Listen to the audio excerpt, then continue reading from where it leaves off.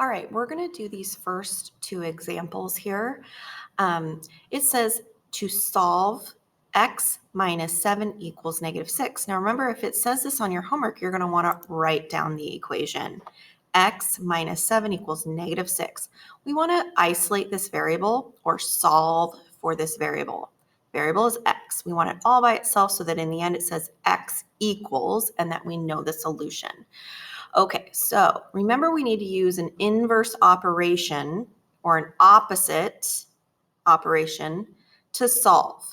So we have to look at where it says x minus 7. Well, what's the opposite of minus? Plus. So we're going to add 7 to both sides using the addition property of equality. Whatever we do to one side of the equation, we must do to the other, because remember, it's a balancing act. They have to equal each other. So we undid the subtraction by adding 7 to both sides. Well, minus 7 plus 7 just cancels out because that's actually 0. So we just bring down our x, and then we do the math here. -6 plus 7.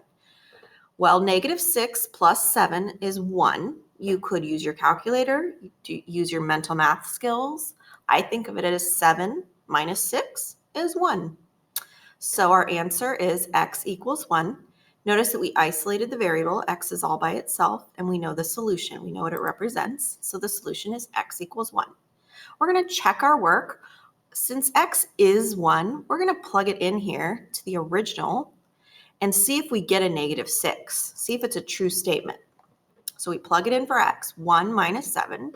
And does that equal -6? It does. -6 equals -6. This is a true statement. So check. All right, we're going to work on B. Solve y plus 3.4 equals 0.5. Don't let decimals mess you up. They're just numbers. All right, so let's write our equation. Y plus 3.4 equals 0.5. Now we're going to look at, we want to isolate this y. We want to solve for the y, right? And we know we need to use an inverse operation on both sides of our equation. Well, it says plus 3.4. What's the opposite of plus? Minus.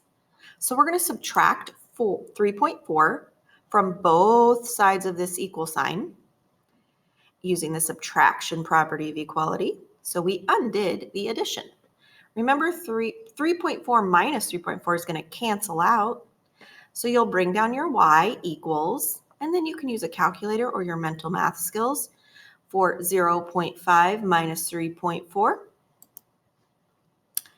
And you get y equals -2.9. Well, we isolated the y. We know the solution is -2.9.